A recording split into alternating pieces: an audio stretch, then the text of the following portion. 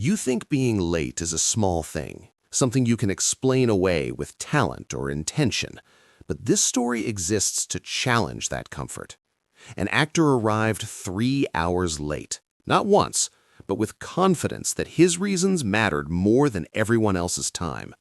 On that set, Clint Eastwood didn't raise his voice or give a speech. He waited, watched, and when the moment came, he ended it in seconds. That contrast is the lesson. Power doesn't rush, and professionalism doesn't negotiate with excuses. When you choose delay, you're quietly telling the room that your process ranks above the collective effort holding everything together. Ask yourself how often that belief sneaks in unnoticed. The danger isn't the mistake, it's the assumption you'll be indulged because you're gifted. Eastwood's response reminds us that credibility is built before the clock starts ticking, not after apologies are offered. 3 hours erased years of potential, because trust, once fractured, collapses fast. If you want longevity, arrive early in spirit, not just in body. Respect time, honor the people beside you, and you won't need dramatic moments to prove your worth. Discipline speaks first, and when it does, everything else either follows or ends. Before anything went wrong, this set was already a machine built on respect for time. Clint Eastwood didn't run chaotic productions or indulgent art camps. He ran disciplined environments where every minute had weight, because every minute involved people. This wasn't just a film set, it was a coordinated effort of dozens of professionals moving in sync, many of them arriving before sunrise, long before cameras rolled, to make sure the day worked. Call times weren't suggestions, they were promises made to everyone else who showed up trusting the schedule. Eastwood's reputation didn't come from shouting or fear, it came from consistency. He was known for finishing on time, staying on budget, and never wasting energy on drama that didn't serve the work. Crews respected him because he respected them first. When he asked for discipline, it wasn't ego talking, it was experience. He understood that filmmaking isn't powered by inspiration alone, but by coordination, timing, and mutual responsibility. One person drifting off schedule doesn't just slow things down, it ripples outward, quietly taxing everyone else. On this set, that understanding was already baked in. Locations were remote, light windows were narrow, equipment was positioned with intention. Dozens of people adjusted their lives around a single call time, trusting that everyone else would honor it too. That trust is fragile. It's invisible when things run smoothly, but the moment it's broken, everyone feels it. You can sense it in the silence, in the glances, in the subtle shift from focus to frustration. That's why lateness here wasn't a minor inconvenience. It wasn't about impatience or control. It was about fairness, about the unspoken agreement that no one's personal process outweighs the collective effort. When one person arrives late, they're not just delaying a scene, they're rewriting the value system of the room. They're asking everyone else to quietly accept that their time matters less. As a viewer, you instinctively side with order in moments like this. You recognize the difference between calm professionalism and creeping disruption. You understand that great environments don't stay great by accident. They stay great because standards are protected early, before resentment hardens and morale erodes. This set demanded discipline not to be harsh, but to be humane, because respecting time is, at its core, respecting people. And this is where the standard becomes clear. When leaders protect time, they protect trust. When they allow small violations, they quietly teach everyone else that rules are flexible for the few, and that message spreads faster than any speech. Eastwood understood that discipline isn't rigidity, it's stewardship. It keeps creative spaces safe, predictable, and fair. Without it, talent turns inward, collaboration fractures, and resentment fills the gaps where respect used to live. That is why this environment mattered before anyone arrived late. The rules were already written, and everyone knew them. Breaking them wasn't rebellion, it was a refusal to belong to the team. And teams don't carry individuals who dismiss the clock they all share together, always. He arrived with the kind of confidence that borders on entitlement, the sort of presence that makes people wonder if talent alone can excuse anything. On paper, he was exactly what the role demanded, trained in method acting, praised for past performances, recognized for intensity and commitment. But there was a subtle weight in his approach that suggested he believed rules applied to everyone else, not him. How often do we meet people whose gifts are undeniable, yet whose ego quietly demands exceptions, special treatment, indulgence that undermines the collective effort? It is a tension that fascinates and frustrates because we instinctively admire mastery, yet instinctively resist self-indulgence when it begins to overshadow responsibility.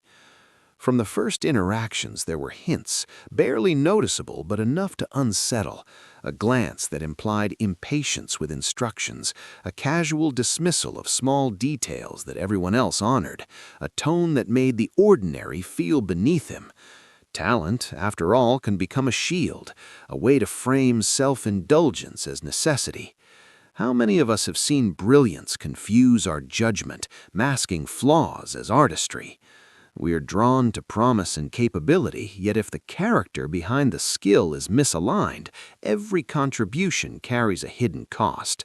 In this case, his preparation, once celebrated, revealed a tension between personal process and shared responsibility. He arrived on his own timeline, in his own rhythm, expecting the world to accommodate the unfolding of his inner work. The question that arises naturally is, when does dedication tip into arrogance, and how can a team survive the imbalance? He articulated his intentions clearly, as if explanation alone could justify delay. He spoke of meditation, emotional access, and the sanctity of creating from within, positioning himself as a steward of truth and depth. But truth in isolation matters little when hundreds depend on coordinated effort. Could mastery be genuine if it disregarded the framework that allows everyone else to excel? The conflict here is human, familiar to anyone who has seen ambition clash with structure. It is easy to admire those who push boundaries, yet admiration turns to frustration when boundaries themselves are disrespected. In this space, his ego was a quiet adversary, a force that invited scrutiny without raising its voice. Subtle foreshadowing appeared in his choices, small cracks in behavior that hinted at what was coming. The morning routines he ignored, the way time was treated as optional, the patience of others tested again and again. These were not accidents. Each moment served as a measurement, a gauge of respect, not for rules, but for the people who upheld them. Viewers may recognize themselves in him, feeling that drive to prioritize process or inspiration over practicality. Yet the mirror here reflects consequences we often overlook until they're irreversible. Morally, there is no judgment in the observation, only clarity. Ability alone is insufficient if it undermines the foundation of collaboration. By the time the first real confrontation would arrive, the tension was layered, charged by both his brilliance and his insistence that the world bend to his terms.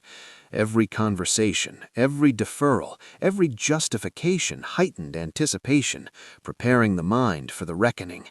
In understanding him, we see not a villain, but a study in imbalance, the collision between raw skill and untempered ego, between personal narrative and collective responsibility. We are reminded that talent can open doors, but character determines whether one remains inside. And as we consider these dynamics, we begin to feel the weight of choices made in silence, the slow accumulation of tension that ultimately cannot be ignored. The lesson is subtle yet profound. Mastery without humility invites consequences, and brilliance without alignment with others' effort risks extinguishing opportunity before it fully begins. The first time he arrived late, it was a frustration, a ripple across a set that ran like clockwork, but one ripple can be absorbed. People adapt, adjust, hope it won't repeat. Yet when the pattern emerges, our tolerance begins to erode, and the small becomes monumental. How many of us underestimate the cumulative weight of repeated disregard? Time is not just a measure, it is a contract, a silent agreement between those who show up and those who depend on them. Each delay on this set was more than a personal misstep. It was a statement that one individual's priorities eclipsed the efforts of everyone else. And in spaces where coordination is sacred, that statement carries consequences heavier than any words could convey. The second late arrival intensified the tension, turning irritation into awareness, curiosity into expectation. Every glance toward the trailer, every shift in posture, every quiet murmur became a metric of how far patience could be stretched. Pattern recognition is a subtle teacher. It trains observers to anticipate outcomes, to sense the buildup of risk, and to calculate the cost of repetition. Here, the cost was not only lost light or disrupted schedules, it was the quiet depletion of collective energy, the slow undermining of trust that holds a team together. Time in these moments becomes a mirror, reflecting respect or its absence in the faces and movements of those waiting. We recognize immediately when someone treats it carelessly, and we feel the tension of consequences as if they belonged to us. By the third day, the escalation was undeniable. The pattern could no longer be explained away or excused. Each delay had a rhythm now, a predictable intrusion into the harmony of work.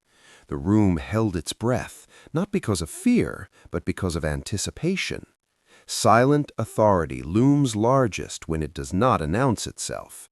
Clint Eastwood did not yell, did not scold, and did not make threats. His observation alone set the stage.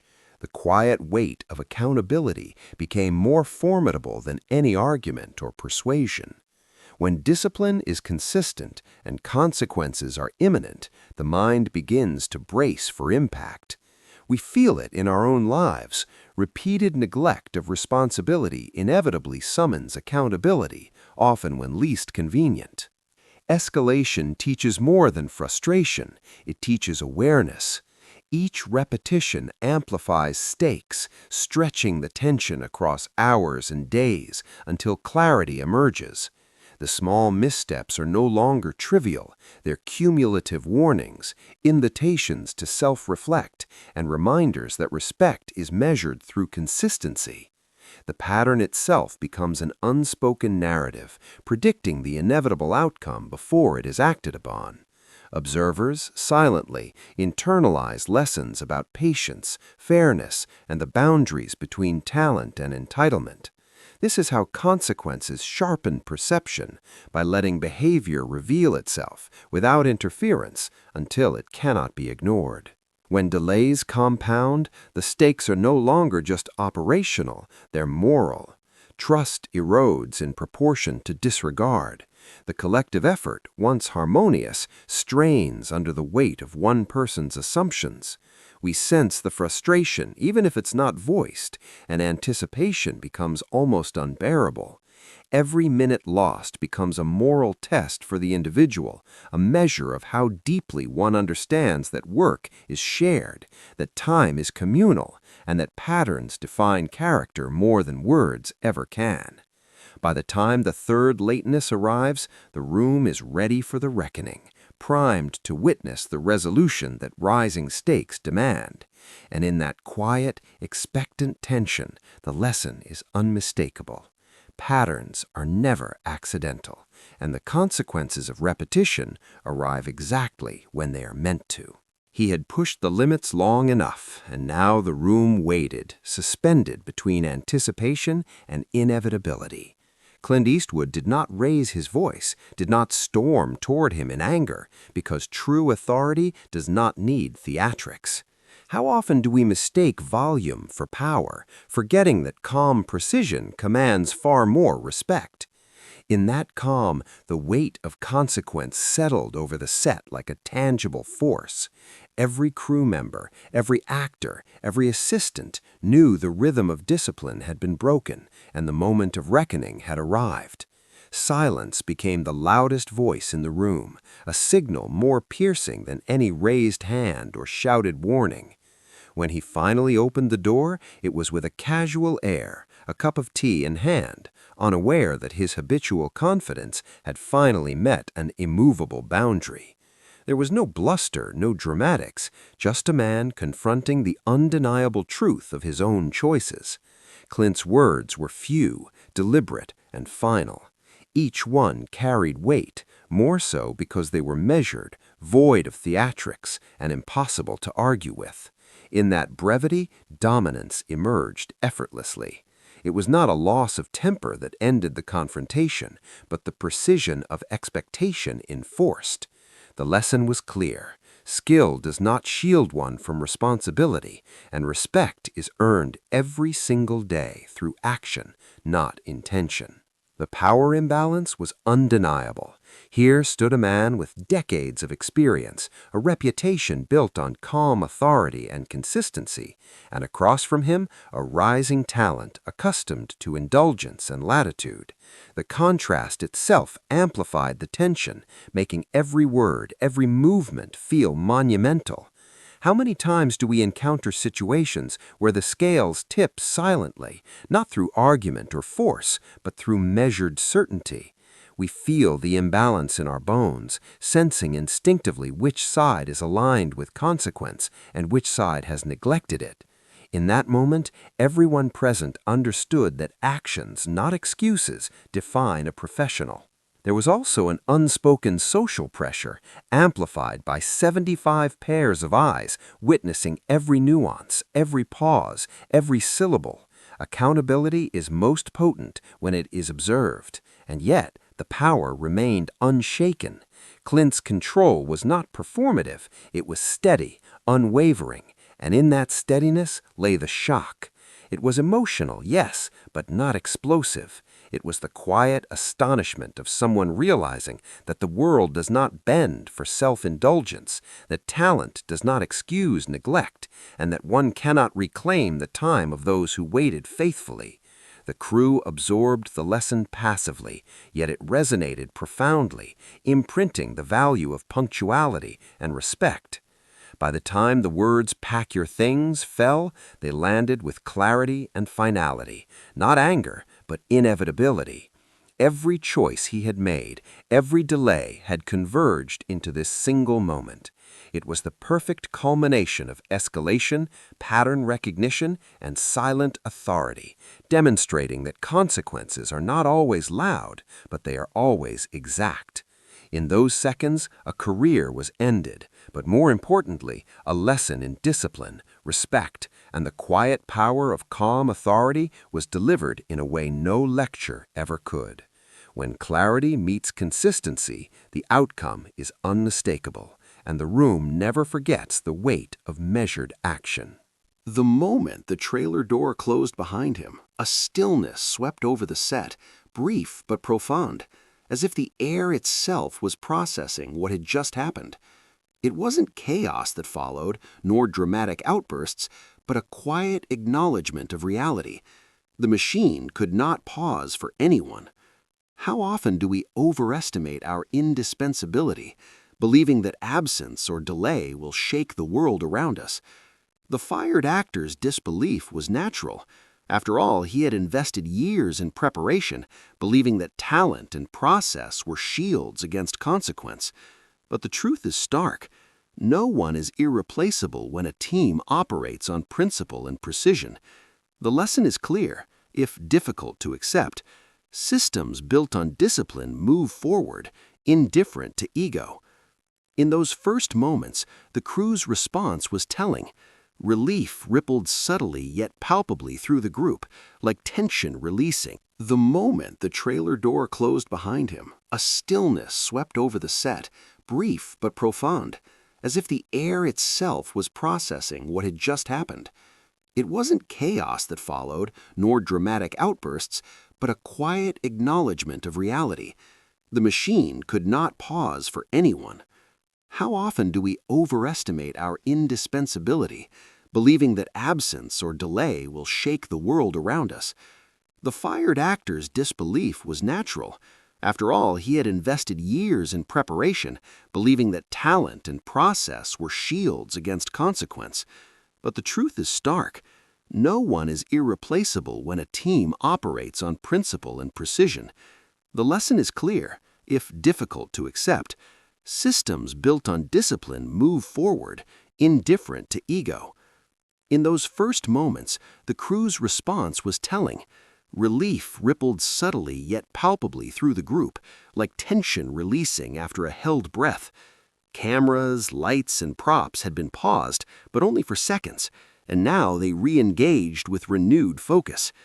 There was no malice, no celebration at another's misfortune, only a collective alignment with order, professionalism, and respect for shared effort. How often do we fail to appreciate the quiet satisfaction of a system restored, the deep psychological comfort of momentum resuming after disruption? Here, the environment rewarded reliability and punctuality, reinforcing values through experience rather than admonishment. Within minutes, replacement plans were in motion. The actor who had been second in the casting process was notified, ready to step in, prepared to honor the call times and rhythms the first had ignored. This is the replacement principle in action. Organizations and teams, whether on a film set or in life, do not hinge on a single individual. Opportunity favors those who arrive prepared, present, and aligned with collective expectations. Observing this, one cannot help but reflect on the uncomfortable truth that skill, while valuable, is never enough. Consistency, respect, and reliability are the currencies that sustain a career. As the new actor stepped into position, the set regained its rhythm. Conversations resumed, cameras rolled, and the morning light was once again captured efficiently.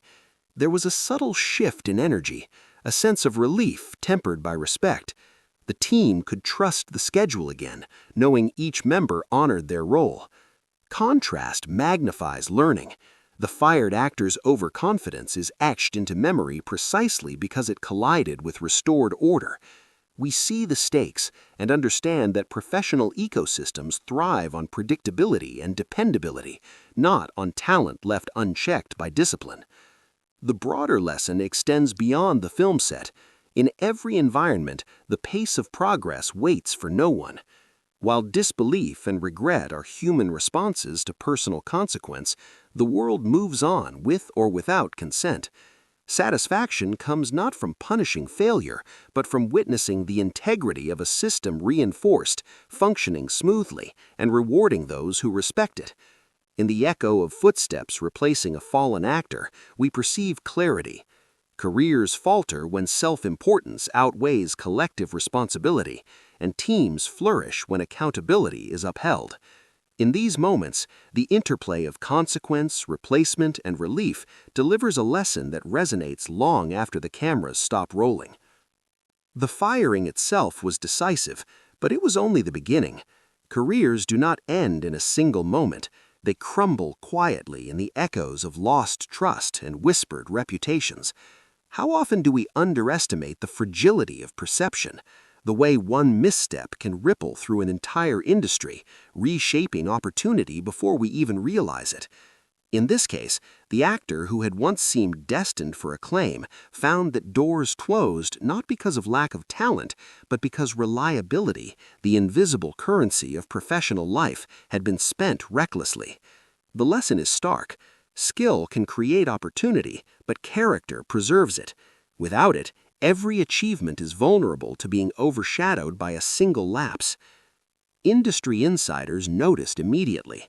Casting directors, producers, and fellow actors heard the story, and their perceptions shifted.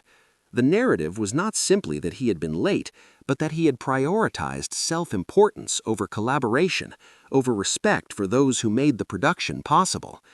How often do we allow small infractions to pass without consequence, only to watch them grow into defining patterns? Here, the cause and effect relationship was undeniable. Repeated lateness, dismissed responsibility, and an inflated sense of personal process had collided with the expectations of a disciplined environment, resulting in a reputation now shadowed by unreliability. Every consideration of future projects became filtered through that lens, and opportunity receded accordingly. Meanwhile, the film itself continued to flourish. Unforgiven went on to win critical acclaim, multiple Academy Awards, and enduring recognition as a landmark in cinema history. Its success was a stark contrast to the trajectory of the actor who had been replaced. The juxtaposition is instructive. Excellence achieved through discipline and respect elevates not only the work itself, but those who uphold the standards necessary to create it. Conversely, brilliance untethered from accountability can vanish quietly, leaving behind only what might have been. In watching the contrast unfold, we gain insight into the mechanics of professional longevity and the quiet forces that determine who rises and who falters.